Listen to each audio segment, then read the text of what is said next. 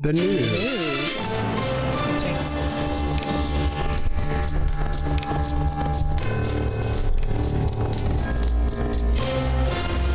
So, in television watching news, this week, I don't know how many of you have checked this out, but we pretty much managed to binge watch the new Netflix documentary called Encounters.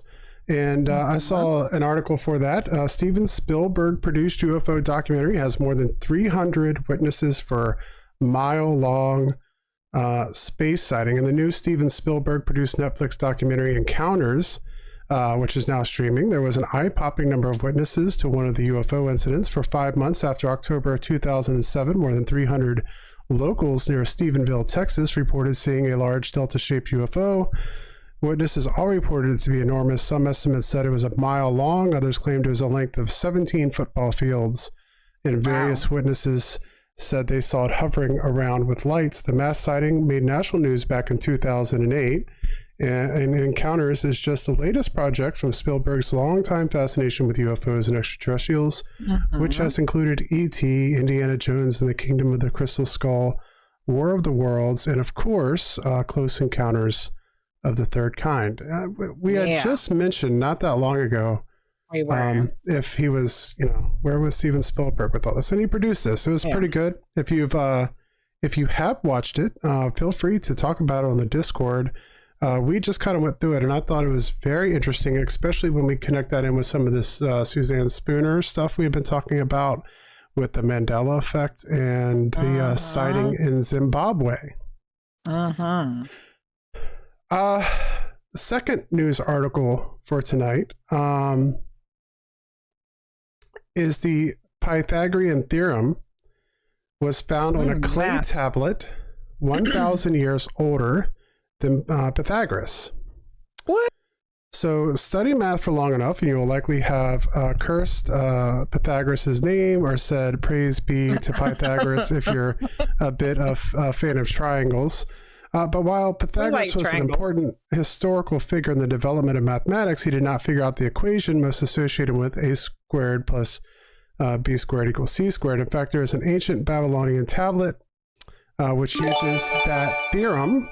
Thank you, hoaxers, for the gift sub. Appreciate it. To solve the length of a diagonal inside a rectangle. The tablet likely used for teaching dates from 1770 BCE. Centuries before Pythagoras was born in around 570 BCE.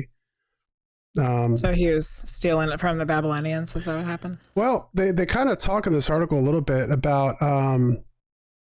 So one reason for the rarity of the original sources was that the Pythagorean knowledge was passed on from one generation to the next by word of mouth as writing material was scarce. That makes sense. Essentially what they think has happened is he has essentially a university where he begins to teach, and pretty much anything that's discovered by any of the people he's teaching gets associated to him. That's kind of like the way things were done then.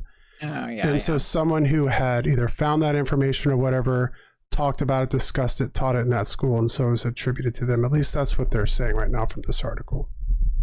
But I can see that. We talk on here about history changes all the time, and there we go. There we go again.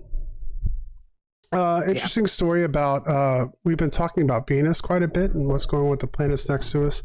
Lightning on Venus may not be lightning at all, Parker Solar Probe finds.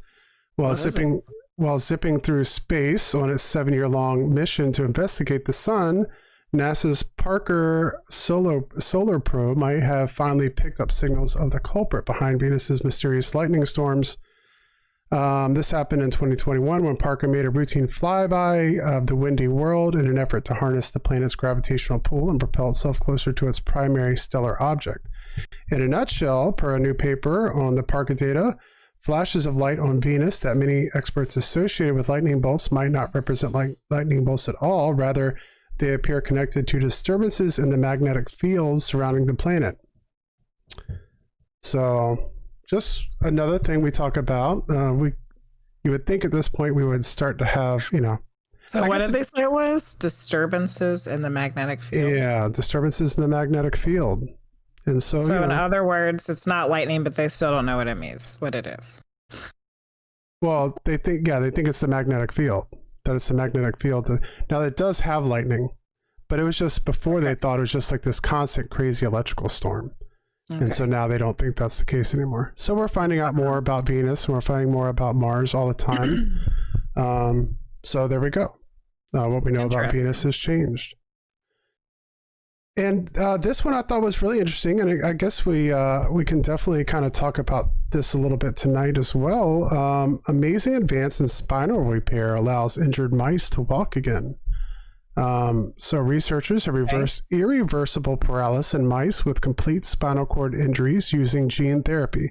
The team found that regrowing neurons is not enough to fully restore walking, and that regenerative therapies must target specific neurons and guide them back to where they belong, which was previously unknown.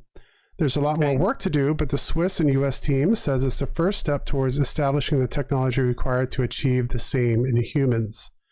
We expect that our gene therapy will act synergistically with our procedures involving electrical stimulation of the spinal cord, says neuroscientist Gregoire Courtine from the Swiss Federal Institute of Technology. A complete spinal cord injury prevents the spinal cord from healing itself. Recovery requires inducing regrowth of neurons, which has been achieved, but the necessary conditions for these therapies to actually restore motor function remain a mystery. We know that mice or humans with partial SCI become temporarily paralyzed, but most of their motor functions return naturally. The spinal cord neurons that produce walking are located in the lumbar region, but after a partial SCI, neurons in that region relay communications across the spinal cord that allows walking to be restored.